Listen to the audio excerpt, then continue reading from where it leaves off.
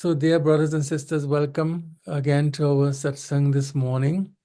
I will be continuing with the subject that I have been discussing now for the past 6 satsang. This is my 7th satsang on the theme of the way of the Sant, the way of virtue, the way of goodness. So we have been studying together the nature of the Sant, the character of the Sant in the Hindu tradition as somebody who embodies what it means to be a good and a virtuous human being, and looking to what we might learn from the example of the Sant.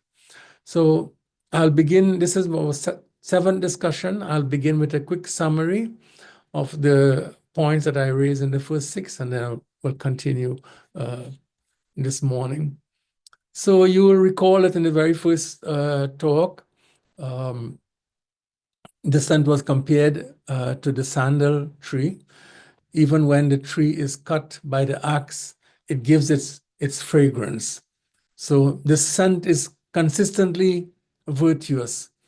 The Sant's virtue is not impeded or obstructed by those who may behave to the Sant in hateful or in unethical ways.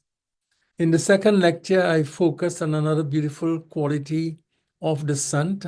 You may remember the succinct sentence, para dukha dukha, sukha sukha. The Sant is described as someone who experiences unhappiness when others are unhappy, and who delights and who is happy when others are happy. In other words, the Sant is an empathetic being. The Sant is not indifferent to what is happening in the lives of others, in his or her community, in those around him or her. In the third lecture, I took up the sentence again, describing the Sant, sama abhuta ripu. Sama abhuta ripu, describing the Sant as one without the enemy attitude, one who does not have an attitude of enmity towards others. Ripu is enemy. So the Sant is free of the attitude or the disposition of hostility towards other human beings. Others may be hostile and full of hate, perhaps, towards the Sant, but the Sant does not see others through the lens of enmity. The Sant is without hate. And in the fourth talk, we took up the description of the Sant as komalchit, deenana para daya, tender-hearted, komalchit, and compassionate to the poor. Daya, to the deena, to those who are in need, those who are in poverty. So the Sant is someone who recognizes the suffering caused by lack, by not having the basic necessities for dignified and good living. So the Sant is always responsive as best as she or he could be towards the poor. In the fifth talk, we focus on a sentence, Santa sahahi dukha parahita lagi, that the Sant is someone who is willing to endure suffering for the sake of freeing others from suffering. In other words, the Sant goes the distance. The Sant is virtuous, and the Sant exemplifies goodness, not because goodness and the life of virtue is without a cost. Sometimes there is a cost involved in terms of personal discomfort or even personal suffering, but the Sant is willing for the sake of others to endure suffering. In the sixth talk, we analyzed the sentence, Sabahi man prada apu amani. The Sant gives honor to everyone, but never demands honor for herself or himself.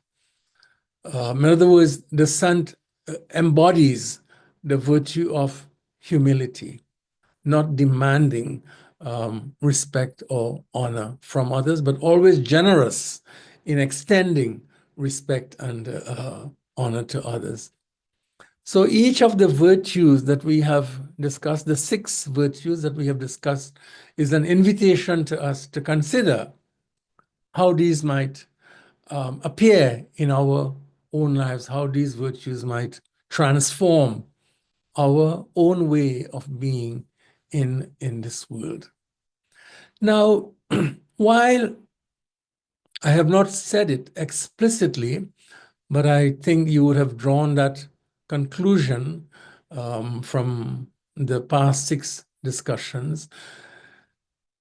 And this is that all the virtues of the Sant that we have been discussing spring from, are rooted in, proceed from the Sant's life of centeredness in the divine, in Ishvara, whatever name we might use.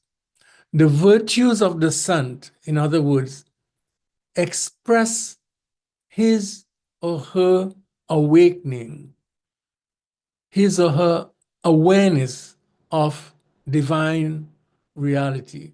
The Sant manifests virtue because the Sant is rooted, fixed in a reality that is absolute goodness.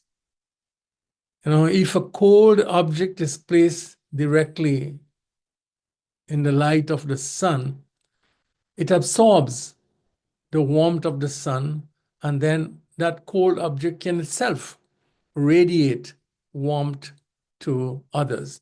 In a similar way, I would say that the heart of the Sant is warmed by the goodness of divinity, and then the Sant becomes a self, a source of this radiant warmth to others. So, but let me clarify an important point on this issue. Virtues, I am not saying that virtues always, or virtues must only or can only emerge from a place of religious commitment or meaning. That is not my argument. Goodness, virtue, goodness is not exclusive to people who might claim to be religious. Religious people are not the only ones who are concerned about ethics and ethical conduct. That is not my point. I know many, many wonderful human beings in my own life who may not describe themselves as religious, but who I would describe as full of the warmth of goodness. So there can be an ethics apart from religious commitment. But in the case of the Sant, this is the point, but in the case of the Sant, the Sant's virtue is an expression of the Sant's religious centeredness, the Sant's religious commitment. And this is something that I want to make clear today. So, for example, you know, Tulsidas has a very beautiful line where he puts it this way. And he says, you know, Ram Bhagat Parahit Nirat Paradukha Dukhi Dayal. That the person who is devoted to God or centered on God, so he starts with this point of God-centeredness, Ishvara-centeredness, centeredness in the divine, that the one who is centered on God exerts herself, gives of herself energetically for the well-being of others, and is compassionate and unhappy when others suffer. So in this case, in a sentence like this, we see the statement, the person being centered on God, and then what comes out of it. What comes out of it is devotion to the well-being of others, compassion, and unhappiness when others unhappy. And there's so many texts and verses in the Bhagavad Gita that center virtue or describe virtue as proceeding out of a religious commitment. So in chapter 12, at the very beginning of this chapter, the one who is centered in God is described as Sarvabhuta Hite Rataha, that one who is devoted to the well-being of others. In fact, that expression is repeated twice in Bhagavad Gita. In chapter 5 as well, those who have purified their minds, controlled their minds, and are devoted to, here the word Brahman is used, are also devoted to the well-being of others. So devotion to God and devotion to the well-being of others, compassion for others go together. Virtue flows out of awakening to the divine. So what we see here in the Bhagavad Gita, and I think, and also in the Upanishads, that virtue is an expression, a manifestation of a genuine centeredness in divinity, a genuine centeredness in God. But it is also true that the practice of virtue or the cultivation of virtue is the way, is a necessary ingredient of the path or the way to God. So it's both the way and it's also the end. It is both path and destination. Virtue is both the path to God, but when we get there, we find virtue as well. Means, it is both the means and as well at as the end. There's no distinction there between means and end. And that's why, there is this very important Katha Upanishad text, na virato duscharitat, na shanto na samahitaha, na shanta manaso vapi, prajnanenam apnuyat. That one who has not turned away from unethical action, one who has not turned away from an unethical way of being, such a person cannot come to an awakening to God.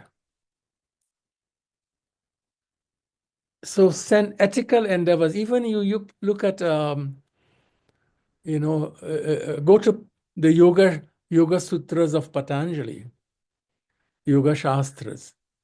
And there in that book, in his Yoga Sutras, Patanjali begins with ethics. Yama and Niyama. He outlines the ethical foundations of yoga practice. A lot of yoga is practiced today without any reference to ethics. But in traditional classical yoga, ethics constitute the very foundation of yoga practice. So there he speaks about ahimsa, not hurting others, about satya, about truth, about generosity, and so on, that are necessary for meaningful yoga practice. And of course, in the four goals of human life, the four goals that constitute a fulfilling human existence, the very first of those goals, I'm speaking here of the Purusharthas, the very first goal is dharma. Dharma is the first. Then comes artha, kama, and moksha. And that order is not without meaning. Dharma is the foundation. So wealth is fine, wealth is important, but dharma, we should never lose perspective, the importance, or never lose keeping dharma in view. Pleasure is fine with dharma. Wealth is fine with dharma. And moksha is not attainable without the practice or commitment to dharma. I'm using dharma here as synonymous with ethics. So the Sant embodies virtue, which express the Sant's centeredness in divinity. So how then may we describe the role of the Sant in relation to God, in relation to Ishvara, to Bhagavan? What is the role of the Sant in our lives then? The role of a Sant. This is what I want to focus on.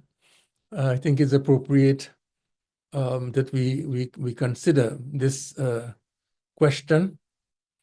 And the Sant Tulsidas gives us two very beautiful metaphors, I think, that speak across all traditions.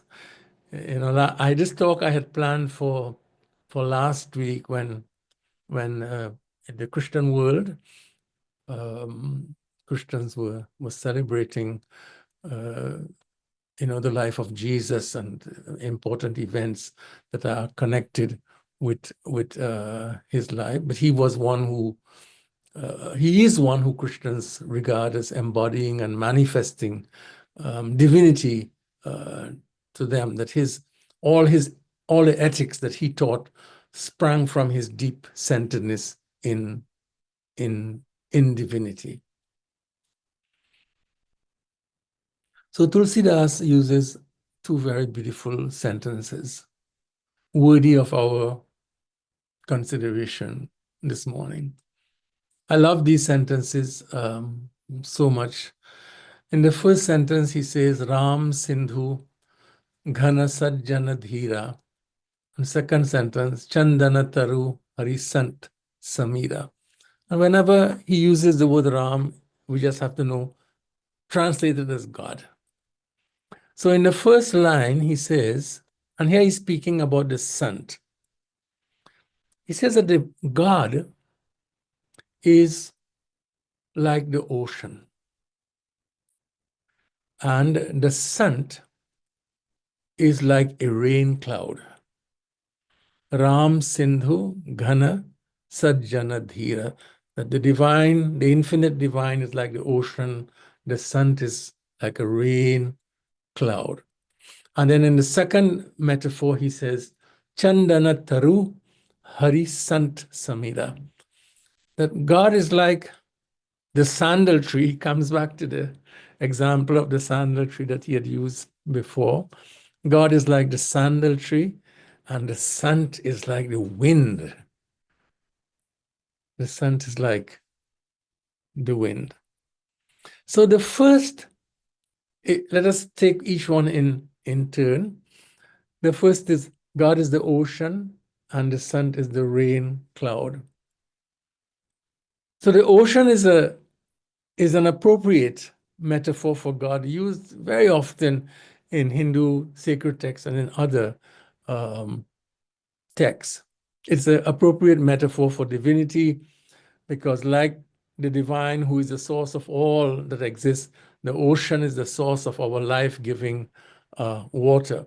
The ocean is deep, it is unfathomable, it is inexhaustible. When we stand on the shore of the ocean, we do so with a sense of awe and respect and regard for its majesty and for its power and its presence, over decades and decades. We stand with humility. It is the water of the ocean in the form of rain that nourishes the earth, sustains life in its many forms. In the absence of water, there is no life. It is interesting, Tulsidas was writing in the 16th century, but clearly at that time, he and others understood the phenomena of rain and the role of clouds and the ocean, the relationship between the ocean and clouds in getting rain to the land. So I think his example reflects a good knowledge of the process of rainfall, because over 96% of As you may know, over 96% of total global water is in the ocean. So the energy from the sun causes the water on the surface. Sun heats up the surface of the ocean, and it evaporates into water vapor, which is a gas form. And then this invisible vapor rises into the atmosphere where the air is colder, condenses into clouds, and then these clouds move, air currents move the clouds all over the earth. So Tulsidas, from his example, he indicates that he understood that. So we do not experience the blessings of the ocean do not come to us. We do not experience the gift of water, the gift of rainfall, without the instrumentality of the cloud. It is the cloud.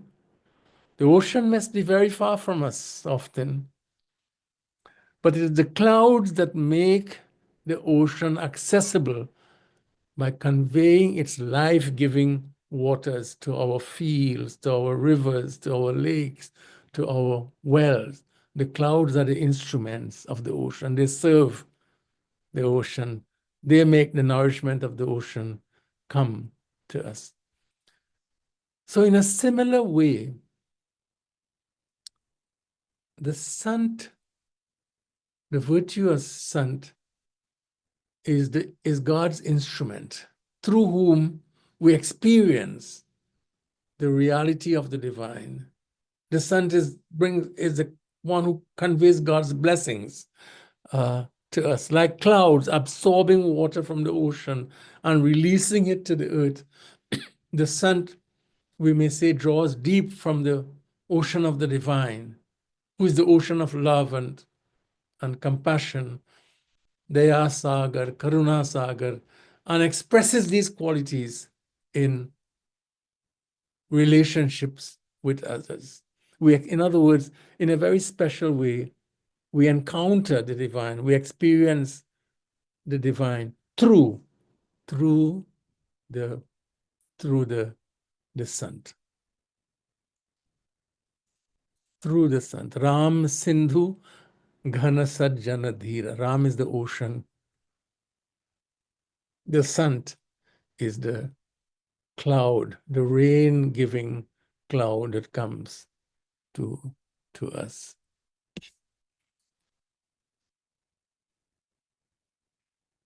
So we had seen in the very first satsang on the Sant, we had seen the use of the example of the sandal tree. And here he comes back again to the sandal tree to speak of the role of the Sant.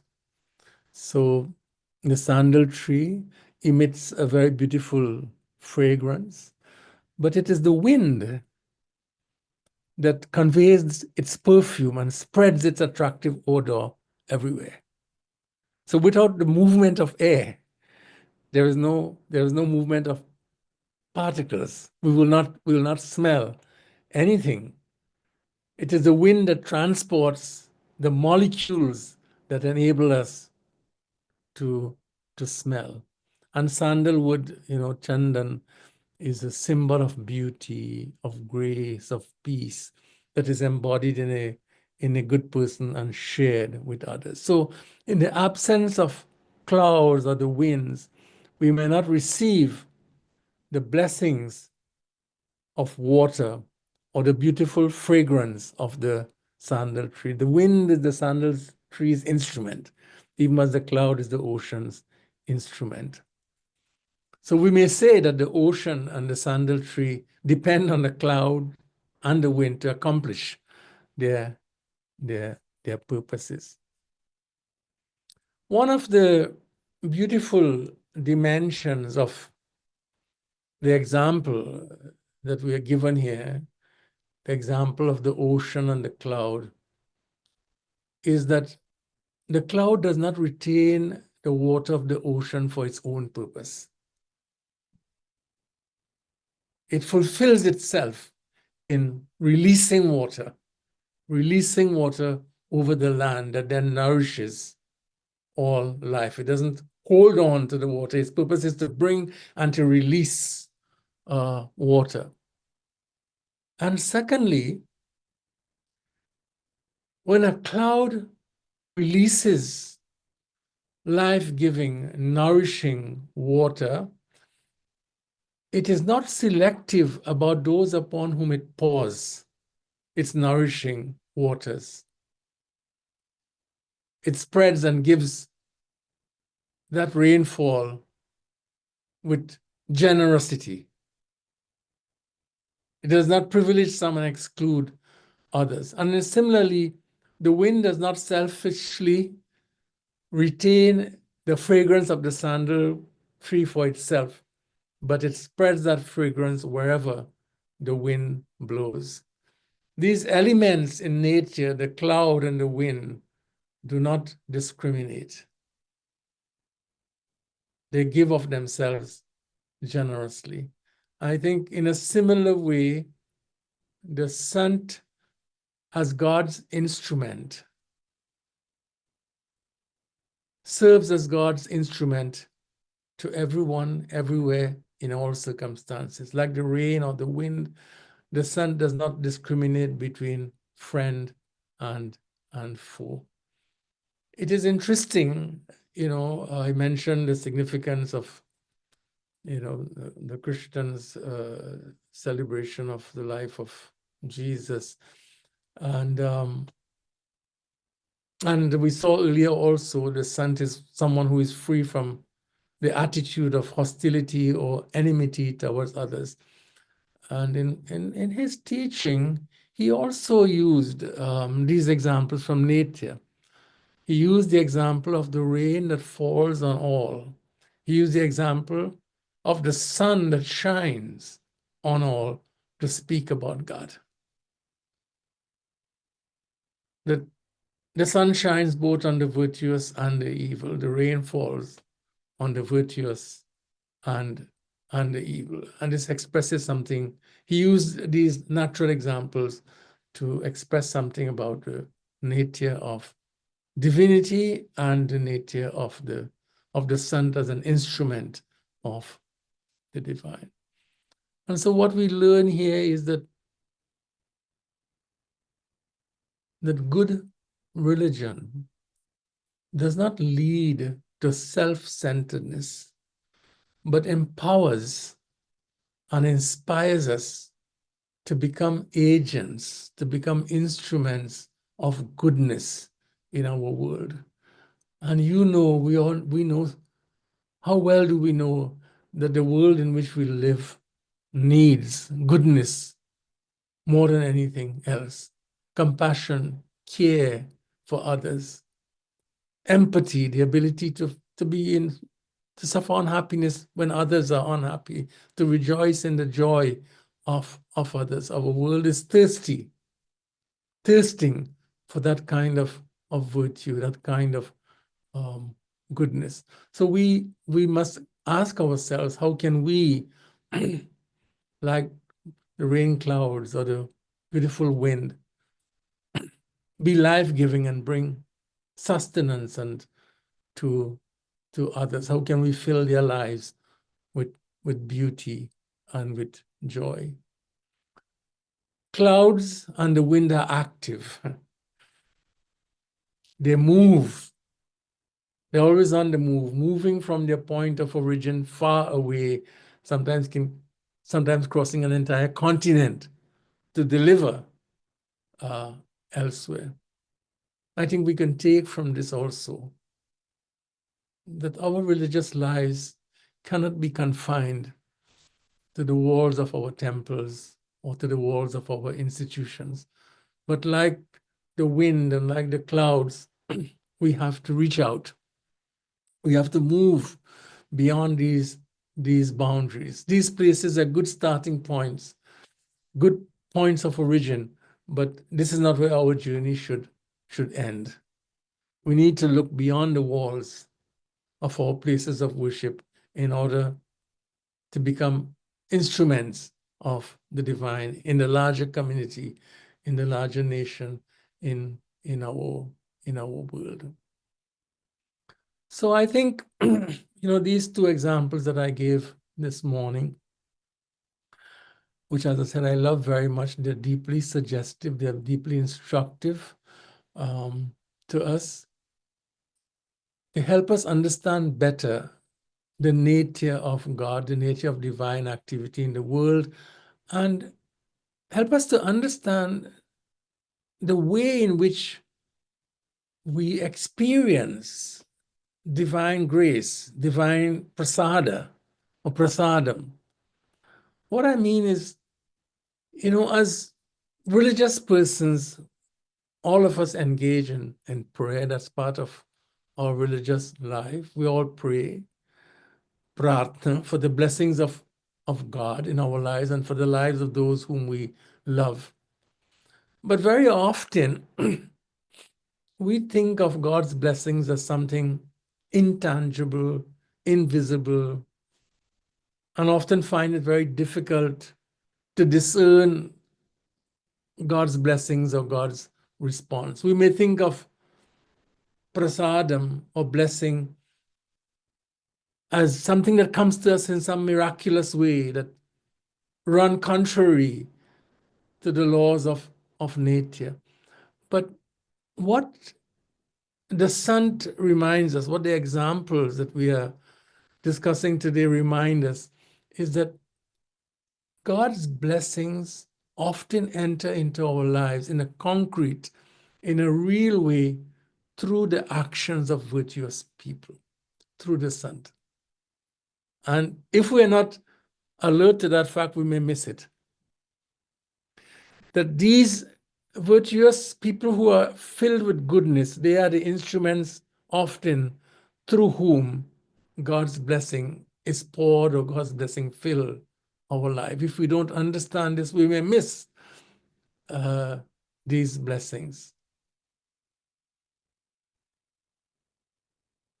So, one question that we should all ask ourselves, when have we experienced God's reality, God's blessing through a relationship with someone else? Who is the virtuous person in our lives, in the history of our experience, through whom we have experienced goodness, divinity, divine reality? Some years ago, and all of us remember, this is very fresh in our memories. We remember the COVID pandemic that swept across our world, and many asked, where is God? Where is God in this pandemic? So, to know where God is from our satsang this morning, I would say one has to know where to look. And if we take these examples seriously, we would have to say God was active. God was active in the resolute, the heroic, the work of healthcare providers who risk their lives each day to save lives, and many of whom had to whisper final words of comfort into the air of the dying. The divine was active in the ambulance drivers racing across cities and emergency medical technicians who were the first respondents to those who fell ill. In the work of scientific researchers who, inspired by a passion for relieving suffering, leaving no stones unturned to find vaccines and curative therapies. So the servant of God, God was manifest in those who gave themselves or giving themselves generously in acts of compassion, in actions of healing, comforting, and supporting others.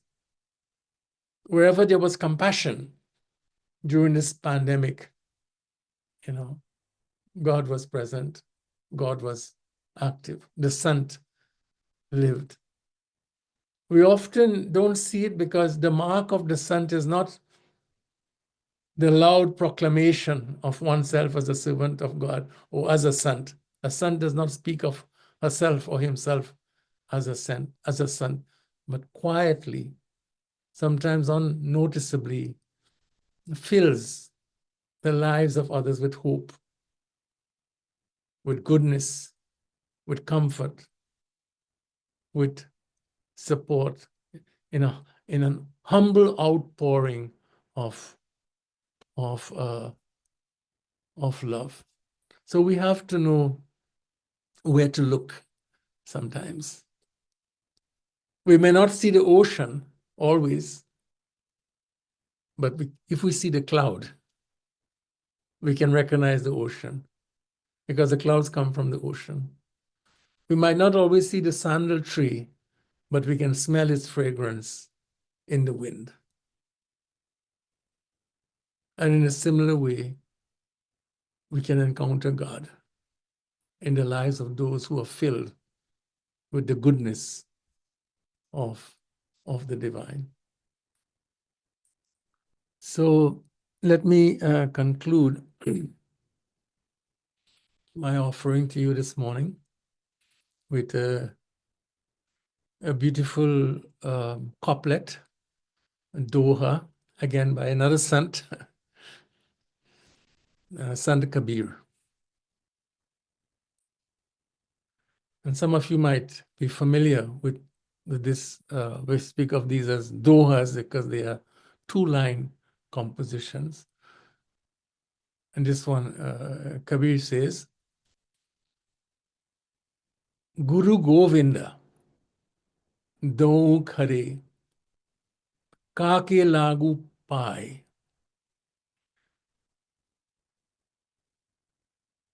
So imagine, Sant Kabir says that before me, these two stand. Who are they?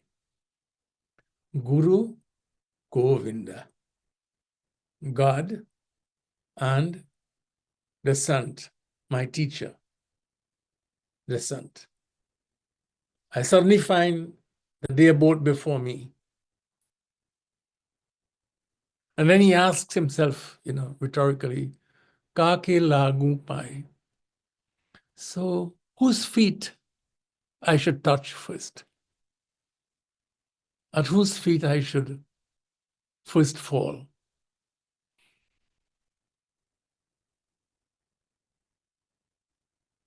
And then he answers in the second line, Balihari Guru Aapne Govinda Diyo Batai. I touch first, or I fall first at the feet of the Sant, my teacher, Balihari Guru Aapne. Why?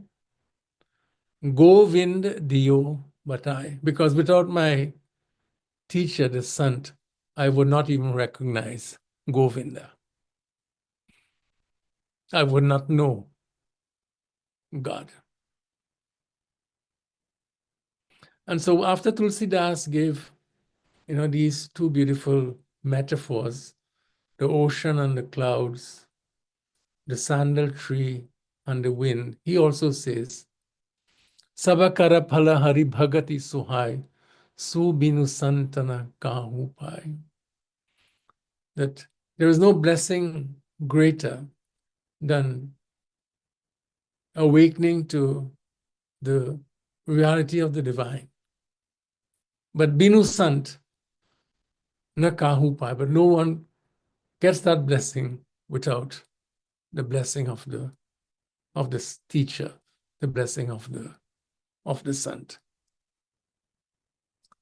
So I will stop here now, my dear sisters and brothers, and I'm grateful that we had this satsang, and invite your comments, your responses before we close with prayer.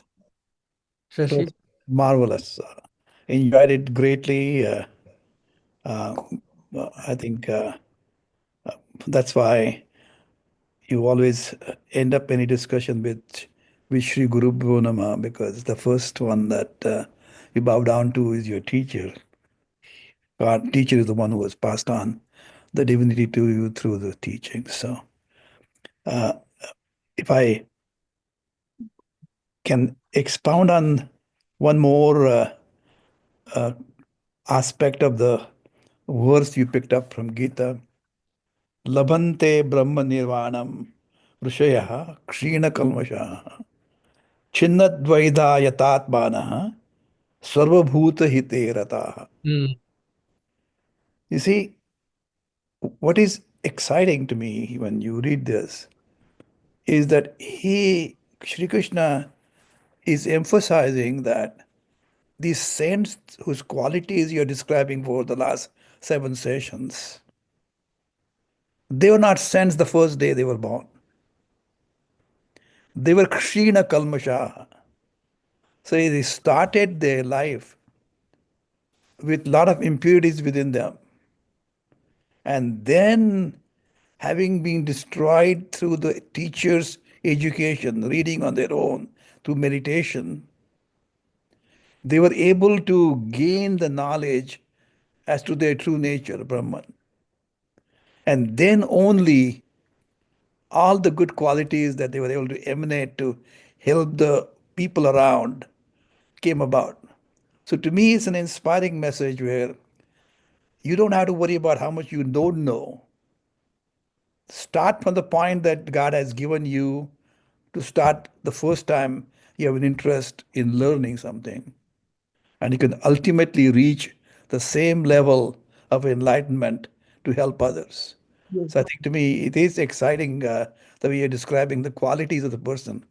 Mm. To help others who help you, it's no big Mm. deal.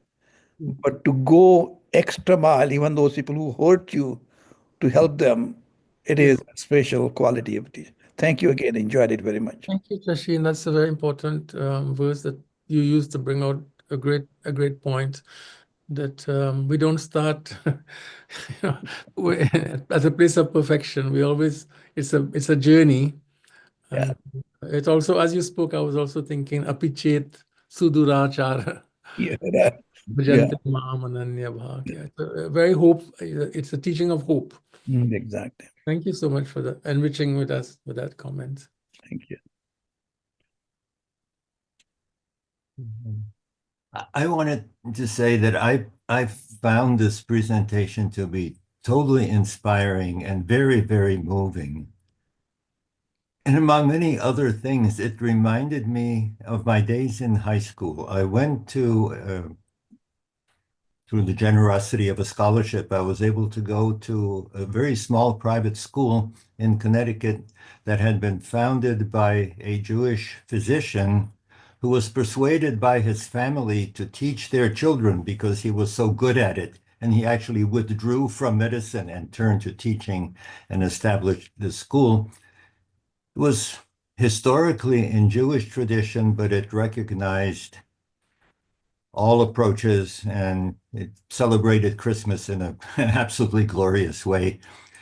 He wrote a letter at one time to somebody that became the credo of the school, the statement of its philosophical beliefs or the beliefs on which it was founded. And it was read at every graduation. And it is so parallel to what you told us today, but it is written from an explicitly atheistic, humanistic point of view. And I was excited. I was nourished by the fact that you made that point right at the beginning, that this is not exclusive to religious traditions. And I wanted to take just a couple of minutes to read that Yes, letter. I would love to hear that, John. Please go ahead. Yes. I believe that we are now living in this world. I do not know how or why the world began, nor have I been interested for many years in finding an answer to that problem.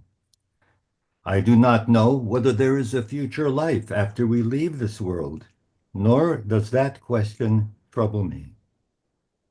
The more I study the world, the more I believe that it is slowly becoming a better place to live in.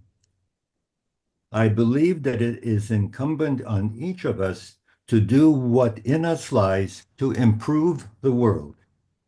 I believe that there is no happiness to be gained in doing anything else.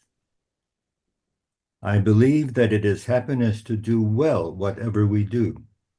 to create anything that satisfies our creative, to act so as to give pleasure to others, to live in accord with our own conscience, to love so that others will be benefited and none injured by our love, to work for the joy of work, expecting and receiving the financial rewards of our work as our due, not as our motive, to play, dance, sing, and read for the joy that is in each of these activities. I believe that sorrow and joy come to each of us, that though these are not evenly distributed, we learn in joy and in sorrow so to live that the world is better for our having lived, and that is our happiness. Thank you, John. That is such a remarkably beautiful statement of what is Sant, I would say. Yeah, it's so parallel. That's why I wanted to read it. It is so parallel. So parallel, yeah. You know, I've always found a distinction, you know, I can't really trace the source of it, but a distinction that I had studied perhaps in graduate school. I don't remember the writer right now. But he made a distinction between what he called, John, a theoretical acknowledgement of divinity, someone who has a belief, or we can say a doctrinal, if you prefer, acknowledgement of divinity. And there are many, many people in the world who might not have a doctrinal acknowledgement of divinity, but they testify to divinity, or they acknowledge divinity existentially or behaviorally. They may not have a belief in the divine, but their way of being in the world is itself a very powerful acknowledgement of divinity. Yeah. So that you can have the behavioral without necessarily the doctrinal, and too often you have the doctrinal without the behavioral acknowledgement. Isn't that the truth?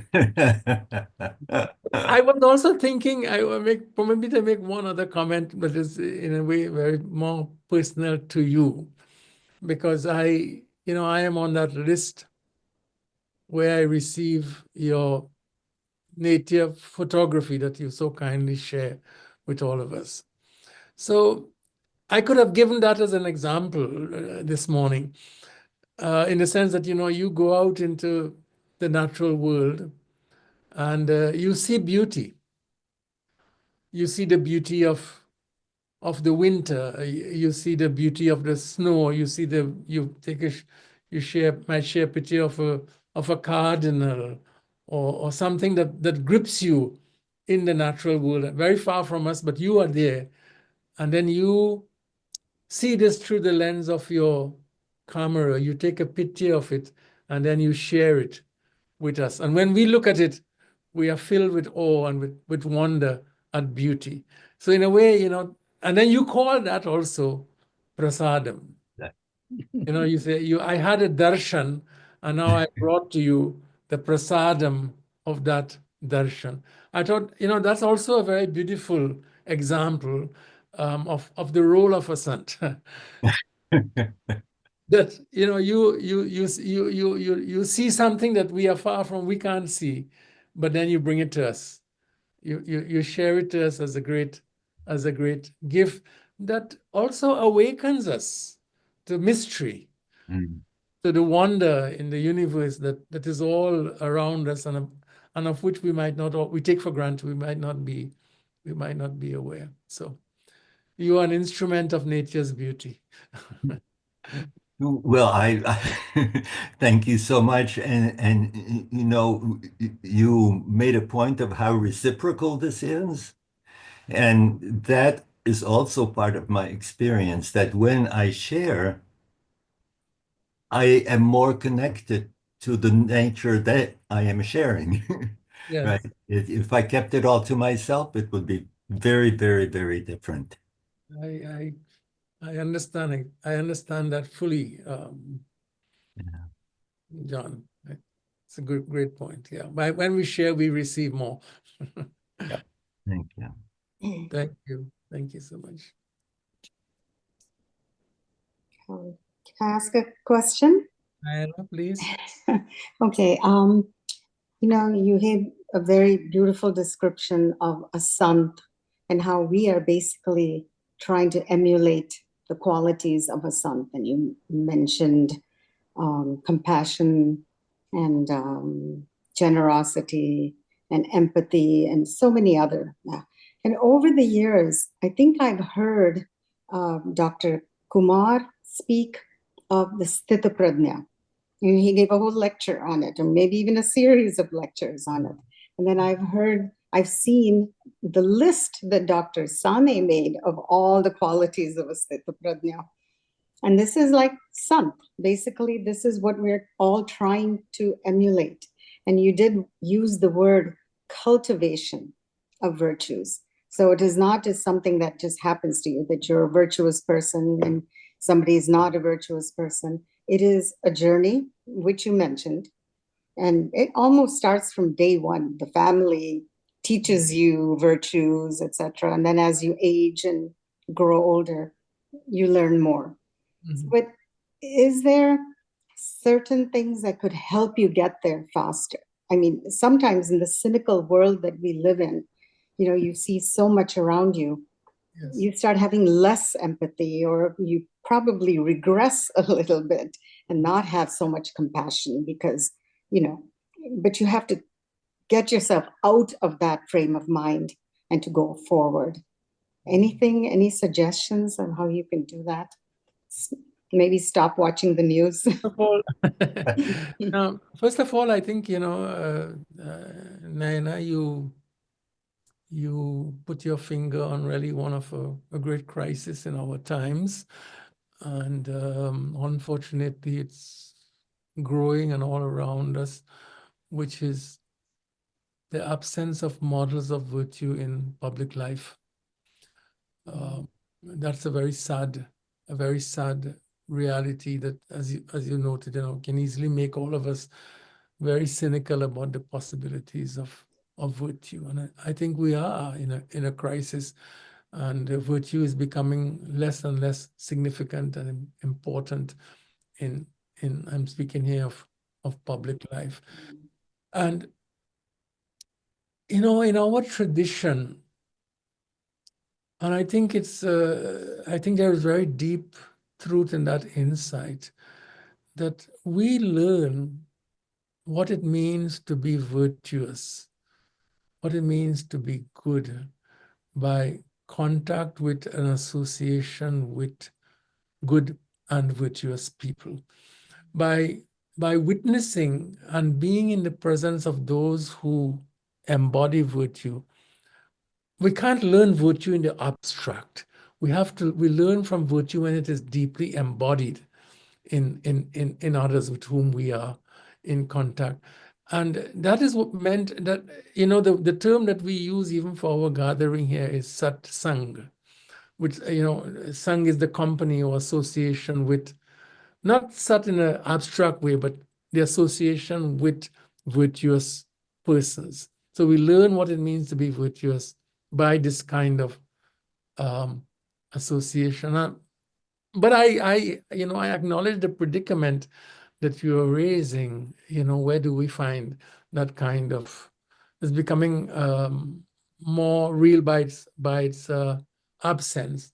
But I think it's not completely absent. Naina, we have to, for our children and grandchildren, we have to be pursuing this question. Who are their heroes? Who are their role models? What can we do to ensure that those who they consider as heroic role models are indeed people, human beings who are infused with goodness and concern, all the virtues that you you mentioned and which we lift up here. It's in our tradition, that's an unfailing remedy. It is the contact with the virtuous, the association with the virtuous, considered to be a blessing in itself, which is transformative to us. If we think of our own lives, we can ask, who is the person that sparked in me this interest? Who is the person whose touch and words and presence, launched me on this path of what do you call it, spirituality, or the path of virtue? And I think we can all point to another human being who had that transformative impact on us. It could also be contact with a human being through his or her writings. It doesn't always have to be embodied. Someone can speak to us through a word, a commentary, but it is still a human voice, a human touch in that way. Yeah. So education in traditional India was living with the teacher. And living with the teacher not meant only listening to the teacher, but observing the teacher, learning from the teacher's way of being. And that's why, you always had two virtues emphasized for the teacher. One is an intellectual virtue. He or she must know what he or she is teaching. But the other is that one must be faithful to that way of being. One must embody that teaching in one's way of being in the world, because that itself was a teaching. By the way you are, you were conveying a very powerful instruction to your students. Many students might forget what you teach, but they never forget who you were. The kind of person you leave, that impact is always a lasting impact. That's what they remember you for. Anand, Prasanna, yeah. One does not have to be in a position of power. One does not have to be very wealthy. One does not have to be very comfortable in life to be a Sant. It's open. Very often I don't have any money. What can I help? I'm not in a position of power. I'm powerless. What can I do? What you are saying is those things are secondary. They have nothing to do with you emulating the qualities of a Sant. Do it every day in whatever way you can. yes, Even bring a smile to somebody's face. That yes, is relieving them of their yes, sorrow and suffering.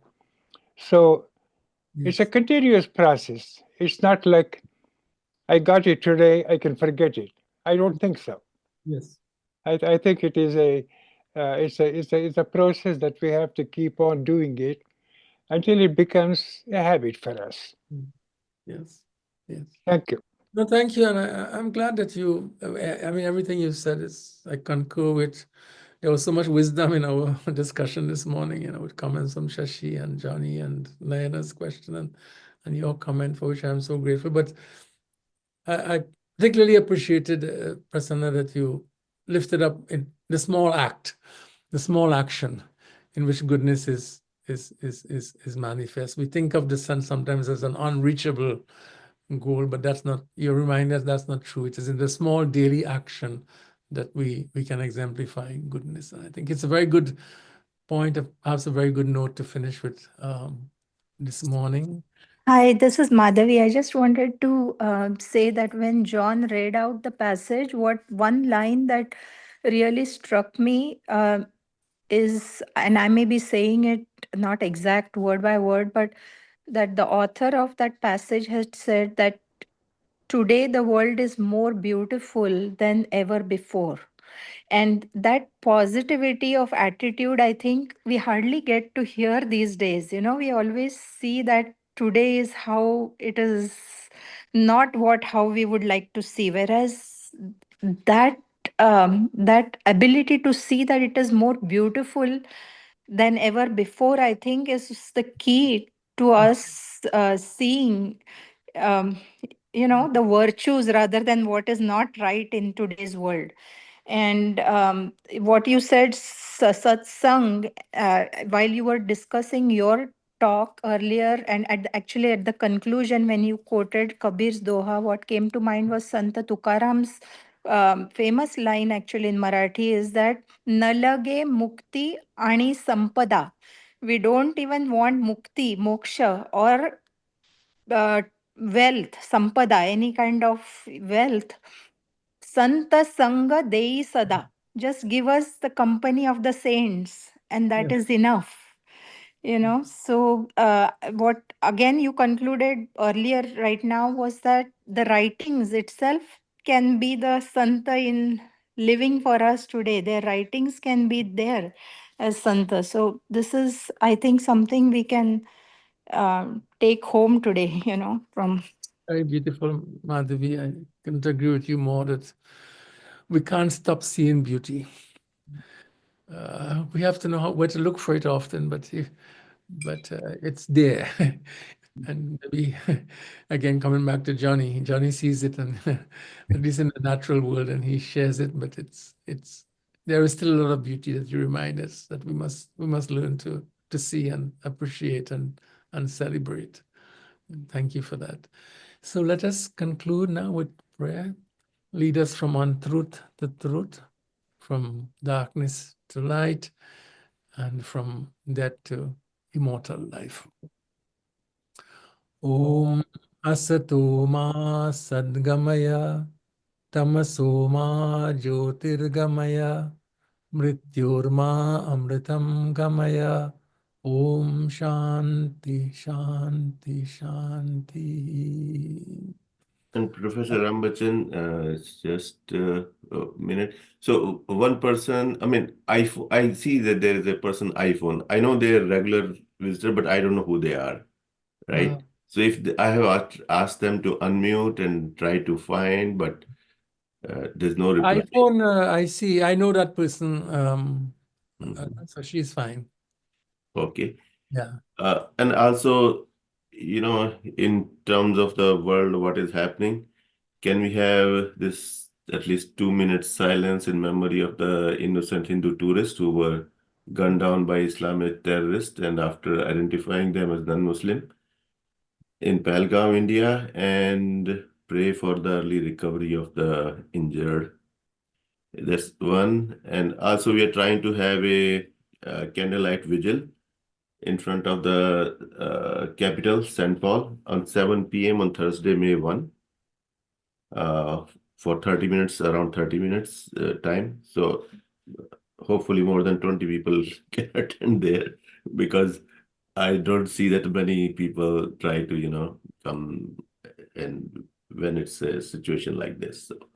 So, Thank you, Arun. I appreciate that, and surely let us have this moment of silence. I did a Facebook comment and posted about this great tragedy that you bring to our attention this morning, which is such an unfortunate loss of life in an action of violence and hate, targeting on the basis of religious identity. So let us accept Arun's invitation for a moment of silent prayer.